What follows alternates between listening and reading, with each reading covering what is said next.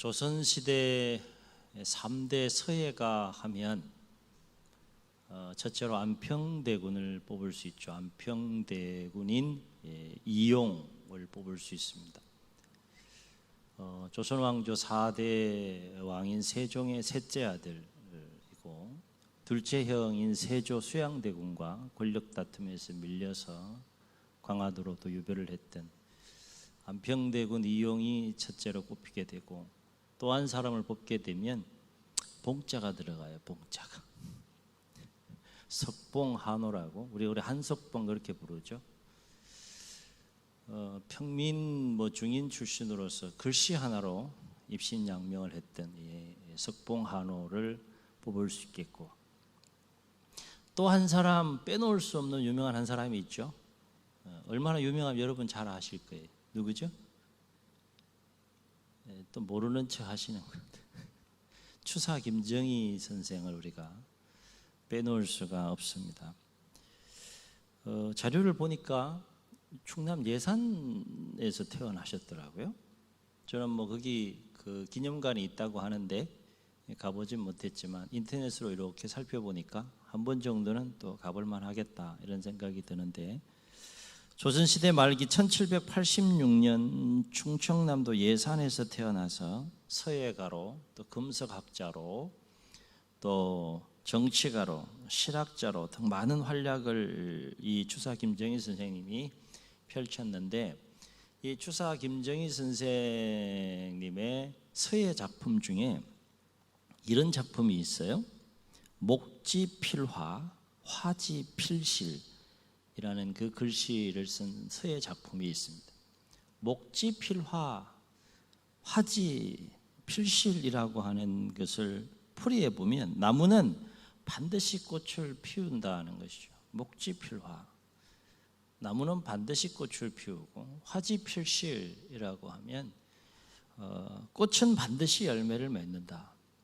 짤막한 한 구절인데 참 중요한 의미가 담겨 있는 것 같습니다. 그렇습니다. 나무는 그것이 화려하든 보잘것없든 크든 작든 상관없이 어떤 모양으로든지 반드시 꽃을 피우게 돼 있죠.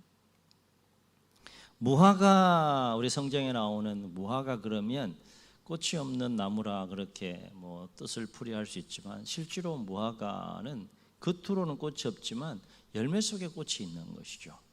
그걸 쪼개보면 그 안에 꽃이 있어요. 그리고 한번 핀 꽃은 어떤 형태로든 반드시 열매를 맺습니다. 우리는 주님께서 기르시는 나무와 같은 존재입니다. 그렇기 때문에 주님께서 기르시는 나무와 같은 존재라고 한다면 우리는 주님이 기뻐하시고 주님이 원하시는 꽃을 피우고 열매를 반드시 맺는 삶을 살아야 한다라고 하는 것이죠. 이를테면 사과나무에서는 뭐가 열려야 돼요? 반드시 사과가 열려야 돼요. 포도나무에서는 포도나무가 열려야 하는 것과 같은 것이라 할 수 있겠습니다. 그러나 이름만 사과나무일 뿐 만약에 열매를 맺지 못한다 그러면 열매 맺지 못하는 그 나무는 열매를 얻기 위해서 농부가 열심히 가꾸고 또 농사를 짓는데 열매를 얻지 못한다 그러면 필요가 없는 것이죠. 그래서 찍혀서 버림을 당할 수밖에 없듯이 우리가 무늬만 그리스도인이고 그에 합당한 삶이 없다 그러면 농부 되시는 하나님께서 보시기에 그건 필요 없는 나무가 되는 것이죠. 그래서 찍혀서 예수님도 비유로 말씀은 하셨지만 찍혀서 버림받을 수밖에 없는 그런 나무가 된다라고 하는 거예요. 오늘 말씀에서 바울은 그리스도 예수의 사람들이 과연 어떠한 삶을 살아야 되느냐, 그리스도 예수의 사람들은 이러이러한 삶을 살아야 된다라고 하는 부분에 대해서 갈라디아 교회 성도들을 향하여 권면한 내용이 되겠습니다. 한마디로 정리하면 그리스도 예수의 사람들은 이런 삶을 살아야 되는데 어떤 삶을 살아야 된다고 말하고 있습니까? 육체의 소욕을 따라 살지 말고 무엇을 따라? 성령의 인도하심을 따라 살아가야 하는 자들이 그리스도 예수의 사람들이라 하는 거예요. 만약에 그리스도 예수의 사람이라고 말하면서도 성령의 인도하심을 따라서 살지 않고 육체의 소욕을 따라서 삶을 살아간다 그러면 그리스도 예수의 사람이라 할 수 없다라고 하는 것이죠. 이와 관련해서 바울은 오늘 말씀에서 두 가지, 우리가 왜 그리스도 예수의 사람으로서 성령의 인도하심을 따라 살아야 하는지에 대한 두 가지 이유를 언급하고 있는데, 하나는 육체의 소욕과 성령의 소욕이 우리 안에서 서로 대적함으로 서로가 원하는 것을 하지 못하게 하기 때문이다 하는 거예요. 그러니까 우리 안에는 육체의 소욕도 역사하고 성령의 역사도 역사하는데, 이 육체의 소욕과 성령의 역사가 서로 대적한다는 거죠. 대적한 이유는 서로가 원하는 것을 하지 못하게 한다는 거예요.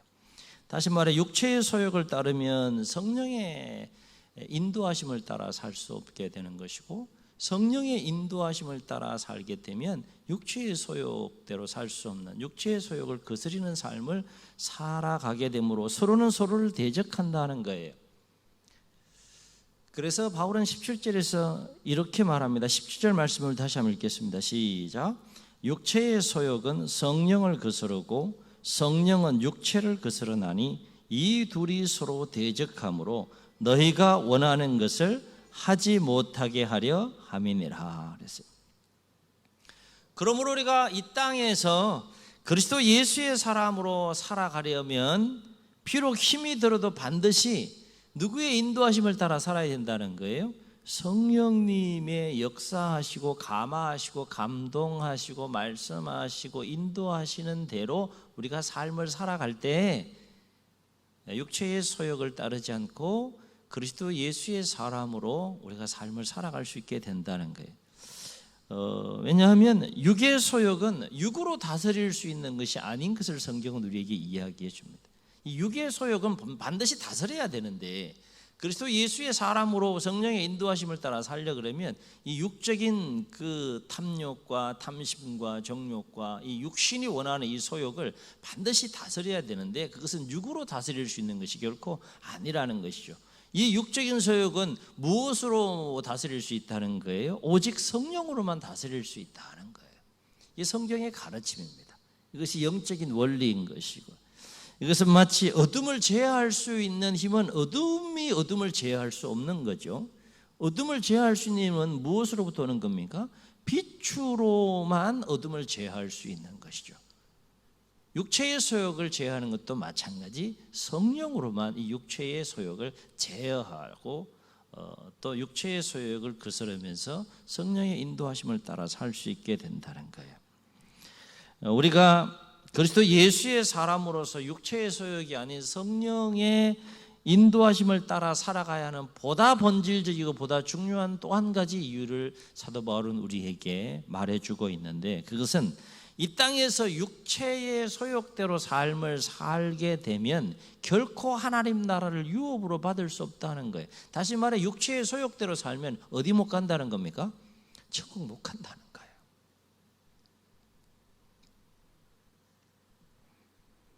그래서 바울은 19절로 21절에서 육체의 소욕이 무엇인지에 대해서 언급하면서 이렇게 말합니다. 우리 19절로 21절을 다시 한번 읽겠습니다. 시작. 육체의 일은 분명하니 곧 음행과 더러운 것과 호색과 우상 숭배와 주술과 원수 맺는 것과 분쟁과 시기와 분냄과 당 짓는 것과 분열함과 이단과 투기와 술취함과 방탕함과 또 그와 같은 것들이라. 전에 너희에게 경계한 것 같이 경계하느니. 그 다음 잘 주목해 보세요. 시작. 이런 일을 하는 자들은 하나님의 나라를 유업으로 받지 못할 것이요. 그랬어요. 이거 외에도 뭐 육체의 소욕의 일이 더 많죠. 이러한 육체의 소욕을 따라서 삶을 살아가는 자는 결코 하나님 나라, 이 천국에 들어갈 수 없다는 거예요. 그러면 이렇게 생각할 수 있어요.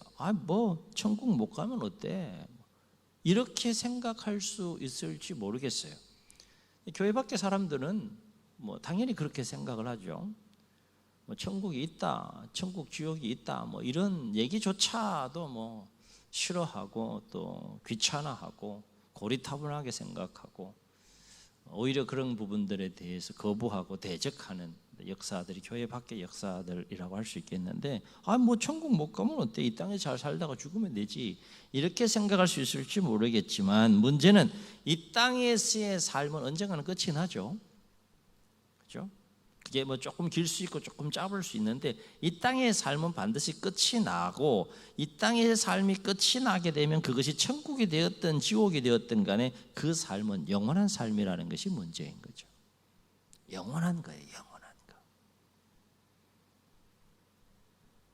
이 땅에서의 삶의 기간과는 비교할 수 없는 영원한 삶이라는 거예요. 그러므로 우리는 이 땅이 아닌 영원한 삶의 소망을 두고 성령의 인도하심을 따라 그리스도 예수의 사람으로 삶을 살아가야 한다라고 하는 것이 오늘 권면의 핵심의 내용입니다. 그것이 성경이 말하는 이 땅에서의 슬기롭고 지혜로운 삶이다라고 하는 것이죠. 정말 슬기롭고 정말 지혜로운 사람이라 그러면 이 땅에서 성실하고 열심히 삶을 사는데 소망을 어디에 두고 산다는 거예요? 영원한 하나님 나라, 그 천국의 소망을 두고 삶을 살아간다는 거예요. 주목할 것은 하나님께서 각 사람에게 자유의지라는 것을 주셨어요. 인격적으로 로봇처럼 우리를 대하시는 것이 아니기 때문에 자유의지를 통하여서 선택할 수 있는 자유를 주셨지만, 그래서 선택은 자유롭게 할 수 있지만 육체를 따라 사느냐 성령을 따라 사느냐에 따라서 무엇이 결정나는 겁니까? 영원한 삶의 두 갈림길에 놓이게 된다라고 하는 것이죠. 이 부분에 대해서 성경은 끊임없이 반복적으로 우리에게 말씀해 주고 있다는 거예요. 그렇다면 우리가 그리스도 예수의 사람으로서 성령을 따라 산다라고 하는 것은 어떤 삶을 말하는 것일까? 그리스도 예수의 사람들은 육체의 소욕이 아닌 성령의 인도하심을 따라서 삶을 살아가야 하는데, 그렇다면 성령을 따라서 삶을 살아간다는 것, 성령의 인도하심을 따라 삶을 살아간다는 것은 구체적으로 어떻게 삶을 사는 것이 성령의 인도하심을 따라 살아가는 것인가? 바울은 이와 관련해서 22, 23절에서 성령의 열매와 관련해서 그리스도 예수의 사람들의 삶에 대해서 말해주고 있어요. 바울이 언급한 성령의 열매는 9가지인데요. 그 9가지가 뭡니까? 오직 성령의 열매는 사랑과 희락과 화평과 오래 참음과 자비와 양성과 충성과 온유와 절제니 이 같은 것을 금지할 법이 없느니라. 자, 한번 하나하나 따져보죠. 성령의 인도하심을 따라서 내가 삶을 살아가고 있다 그러면 우리의 삶이 어떤 삶이 되어야 된다는 거예요? 첫째, 사랑이 넘쳐야 된다는 거예요. 하나님을 향한 사랑이 넘쳐야 되고 서로를 향한 사랑이 넘쳐야 된다는 거예요. 그게 성령의 인도하심을 따라 살아간다는 겁니다. 요즘 뭐 거리두기 그러면서 많이 우리 마음들이, 정서들이 많이 또 삭막하고 메마르지 않습니까? 어쨌든 내가 성령의 인도하심을 따라 살아가고 있다는 그 삶의 내용 속에는 사랑이 충만해야 된다는 거예요.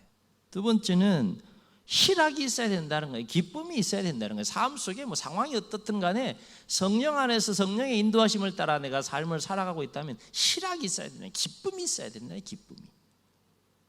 삶 속에 기쁨이 있습니까? 쭉 찾아가서 완전히 쫙 다운돼서, 요즘 같은 때는 이 코로나가 너무 생각보다 오래 지속되니까 참 지쳐요. 그죠? 지치지 않기를 주의 이름으로 축원합니다. 뭐 상황이 어떠하든지 간에 내가 성령의 인도하심을 따라 삶을 살아간다는 건, 그거는 희락이 있어야 된다는 거예요. 희락이.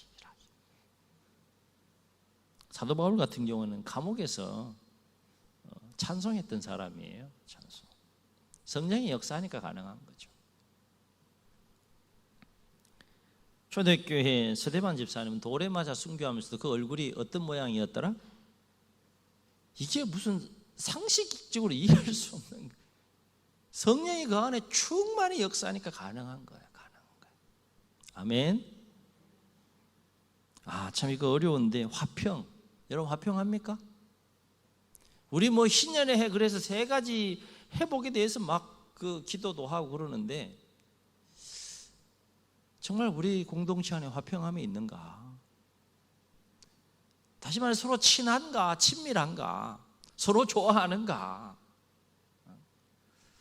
성령이 우리 안에 정말 역사한다 그러면 화평한 삶이 있어야 된다는 거예요. 그것이 성령의 열매라고 하는 것이죠. 성령이 역사한다 그러면 오래 참는 모습이 있어야 된다는 거죠. 그 얘기 뭡니까? 감정을 잘 다스려야 되는 것이고, 생각을 잘 다스려야 되는 것이고, 또 이 상황들을 또 잘 다스리면서 하나님의 뜻 안에서 삶을 살아간다는 것, 그 오래 참는 모습이 우리 가운데 있어야 된다는 거예요. 조금 어려운 단어가 두 단어가 나오는데, 자비와 양선이라는 것이 나오는데, 이 번역이 참 자비 양선, 그러니까 이게 이해가 될 듯하면서 이해되지 않는데, 자비 그러면 쉽게 생각하면 친절함이라고 생각하시면 됩니다. 도덕적으로 아주 탁월해서 원어적인 의미가 그런 겁니다. 도덕적으로 아주 탁월하고 선해서 친절을 베푸는 거예요. 아주 친절한 거. 굉장히 중요한 우리 그리스도인의 삶의 모습인 것이죠. 친절한 거. 뭐 음식점을 가든가 어디를 가게 되면 참 친절하신 분들이 계시고, 그렇지 않으면 빨리 먹고 나오고 싶을 때가 있어요. 숟가락 던지고 막 그냥 나오고 싶을 때가 있어요. 진짜. 여러분 없는지 모르겠지만 그럴 때가 있어요. 진짜. 근데 참 어떤 그 음식점을 들어가면 참 친절해요. 양선이라고 하는 것은 원어적인 의미로 어떤 의미가 있는가 하면 이웃에게 착한 마음을 가지고 선행을 행하는 것, 이게 양선이라 생각합니다. 자비는 친절함, 양선은 선행, 이렇게 번역하면 훨씬 더 이해가 잘 됐을 텐데, 어쨌든 원어적인 의미는 그런 겁니다. 그러니까 성령이 충만하면 아주 친절한 삶을 살게 되는 것이고, 성령이 충만하면 착한 마음을 가지고 악한 마음이 없이 착한 마음을 가지고 이웃에게 선을 행하는 삶을 살아가게 된다는 거죠. 성령이 충만하게 되면 온유한 마음을 가지고 삶을 살게 되고요. 성령의 마지막 열매가 뭡니까? 절제. 다시요. 성령의 마지막 열매가 뭐예요? 절제. 뭘 절제하는 겁니까? 육신의 소욕을 절제하고 다스리는 거예요. 그것은 이것이 성령의 열매라고 하는 것에 대하여 우리가 주목할 필요가 있다는 거예요. 육의 수고와 노력과 결단으로 되어지는 것이 아니라 무엇의 열매라는 겁니까? 성령의 열매라는 거예요. 성령의 역사하심 속에 우리가 순종할 때 우리가 삶 속에서 체험하고 경험할 수 있는 것이 뭐라는 겁니까? 그것이 절제라는 거예요. 이 절제가 되지 못해서 얼마나 많은 일들이 생깁니까? 그죠? 그렇다면 우리가 그리스도 예수의 사람으로서 이와 같은 성령의 열매를 맺는 삶을 살아야 되는데, 어떻게 해야 우리는 이 성령의 열매를 맺는 삶을 살아갈 수 있을까? 바울은 24절에서 이렇게 말합니다. 24절 우리 함께 읽겠습니다. 시작. 그리스도 예수의 사람들은 육체와 함께 그 정욕과 탐심을 십자가에 못 박았느니라. 무슨 말입니까? 성령의 열매를 맺으며 그리스도 예수의 사람으로 삶을 살아가려면 우리 육체와 함께 탐심과 정욕을 십자가에 못 박았다라고 얘기를 하는데, 십자가에 못 박는다는 건 뭡니까? 죽는 거예요. 죽는 거. 십자가는 죽음을 의미하는 것이죠. 그죠? 뭐가 죽어야 한다는 거예요? 육신의 소욕대로 막 살고자 하는 그 육적인 자아를 십자가에 못 박아야 된다는 거. 그 육적인 자아를 죽여야 한다라고 하는 것이죠. 그러면 그게 쉬워요, 어려워요, 여러분? 살아보니까 쉬워요, 어려워요? 참 저도 기도할 때마다 반복해서 또 기도하는 내용 중에 마음의 원의로 돼, 예수님께서 말씀해 주신 기도, 마음의 원의로 돼 육신이 약하도다, 이런 또 기도를 하게 되는데, 육적인 자아를 반드시 죽일 때, 육적인 자아를 반드시 십자가에 못 박을 때 우리가 성령의 인도하심을 따라 성령의 열매 맺는 삶을 살아갈 수 있게 되는데, 어떻게 해야 그럼 육적인 자아를 우리가 죽일 수 있을까? 바울은 25절에서 이와 관련한 영적인 원리에 대해 친절하게 우리에게 가르쳐 줍니다. 25절을 함께 읽겠습니다. 시작. 만일 우리가 성령으로 살면 또한 성령으로 행할지니. 무슨 얘기입니까? 우리가 성령의 열매를 맺는 삶을 살기 위해 육적인 자아를 죽일 수 있는 유일한 방법은 뭔가 하면 다른 방법이 있는 것이 아니라 오직 우리 안에 역사하시는 성령의 인도하심을 따라 살아가는 방법밖에 없다는 거예요. 그래서 16절을 보시면 바울은 요약을 하듯이 마치 요약을 하듯이 이 영적인 원리에 대해서 이렇게 잘 말씀해 주고 있어요. 16절 우리 다시 읽겠습니다. 시작. 내가 이르노니 너희는 성령을 따라 행하라. 그리하면 육체의 욕심을 이루지 아니하라. 얼마나 명쾌하게 잘 설명해 놨어요. 그렇죠? 그리하면 앞뒤 문장 속에 담겨 있는 그 말씀의 진리를 잘 깨달아야 된다는 거예요. 그리하면 육체의 욕심을 이루지 아니하는데 어떻게 하면 육체의 욕심을 이루지 않는다는 거예요? 다시 말해서 어떻게 하면 육적인 자아를 죽일 수 있다는 겁니까? 너희는 성령을 따라 행하라. 아멘. 이 말은 곧 성령을 따라 행함으로 육적인 자아를 죽일 때 성령의 열매를 풍성하게 맺는 삶을 살아갈 수 있게 된다라고 하는 것입니다. 그래서 바울은 이와 관련해서 영적인 원리에 대하여 로마서 8장 12절로 14절에서 이렇게 말합니다. 여러분 한번 잘 들어보세요. 그러므로 형제들아 우리가 빚진 자로 돼 우리가 육신에게 져서 육신대로 살 것이 아니니라. 너희가 육신대로 살면 반드시 죽을 것이로되. 그 다음 잘 들어보세요. 영으로서 몸의 행실을 죽이면 무엇으로? 영으로서 뭘 죽인다는 거예요? 몸의 행실을 죽일 수 있다는 거예요. 성령을 따라 삶을 살아갈 때 육체의 소욕을 따라 살지 않게 된다는 거예요. 영으로서 몸의 행실을 죽이면 살리니 무릇 하나님의 영으로 인도함을 받는 사람은 곧 하나님의 아들이라 그랬어요. 얼마나 쉽게 잘 설명해 놨습니까? 사랑하는 성도 여러분, 계절은 어느덧 폭염으로 무더웠던 이제 여름이 지나가고 가을로 접어들었습니다. 9월은 한 해 농사에 보다 좋은 열매를 맺기 위해서 집중하고 더욱 수고하고 노력해야 될 때가 바로 9월이죠. 그죠? 9월을 잘 보내야 10월, 11월 좋은 열매가 맺힐 수 있는 거 아니겠습니까? 그죠? 마찬가지로 우리의 신앙생활도 보다 좋은 성령의 열매를 맺기 위해서 더욱 집중하고 노력해야 될 때가 바로 이 9월 새로운 달이 아닌가 생각해 보게 됩니다. 바로 업계는 우리의 삶과 신앙생활을 한번 돌아보시면서 육체의 소욕을 따라 삶을 살지 않고 더욱 성령의 인도하심에 민감하고 성령의 인도하심을 우리가 붙잡고 성령의 인도하심을 따라 살아가므로 우리의 삶 가운데 더욱더 풍성한 성령의 열매들을 맺는 그리스도 예수의 사람들이 다 될 수 있기를 예수님의 이름으로 축복합니다. 축복합니다. 우리 말씀을 기억하시면서 우리 함께 찬양하시고 한번 통성으로 기도하겠습니다. 우리 박수하며 찬양합시다.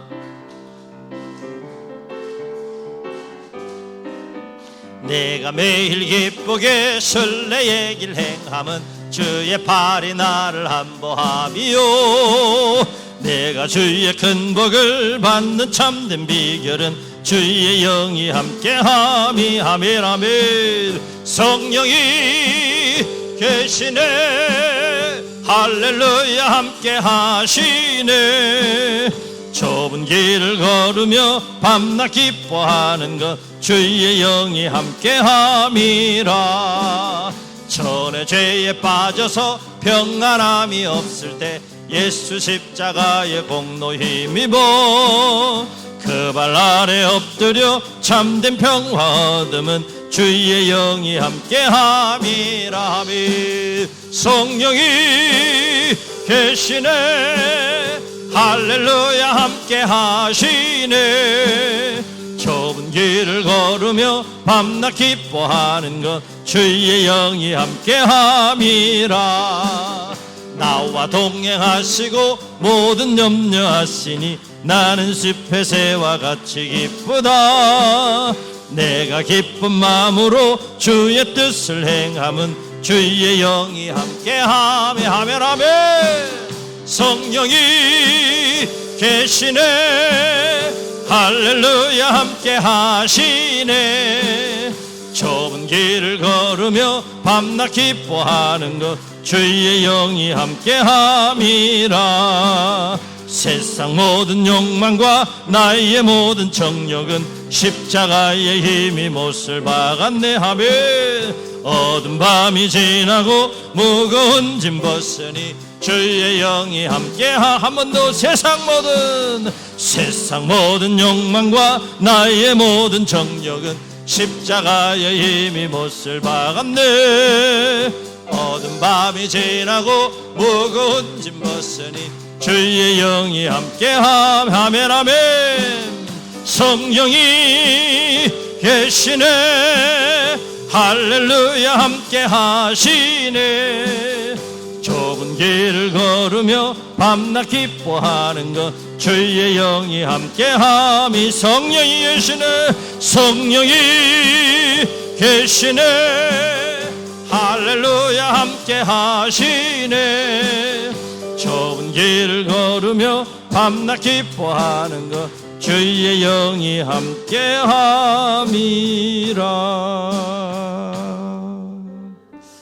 주님 눈을 감으시고 우리 말씀을 기억하시면서 한번 통성으로 기도하시겠습니다. 선택은 자유입니다. 위기 원하는 대로 마음껏 살 수도 있고, 비록 힘들고 어렵고 좁은 길이라 할지라도 성령의 감화 감동 인도하심을 따라 살아가는 것도 우리가 선택할 수 있습니다.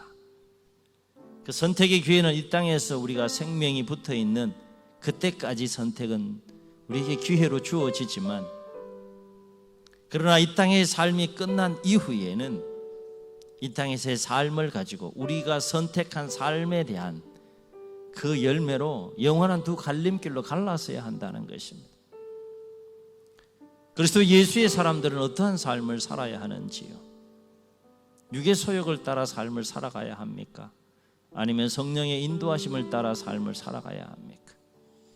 삼라만상도 열매를 위해서 더욱 집중하고 또 애쓰고 노력하는 계절인데, 만물의 영장이라고 하는 우리 사람이, 하나님의 형상대로 지음받은 사람은 더욱더 그러한 삶을 살기 위해 거룩한 몸부림 속에서 이 9월 한 달을 보내고 또 이 가을을 우리가 맞이해야 되지 않겠습니까? 주여, 성령께서 감동하여 주셔서 육체의 소욕을 우리가 잘 다스리고 성령의 인도하심을 따라 성령의 충만한 열매들을 맺는 그리스도 예수의 사람들이 될 수 있도록 도와주시옵소서.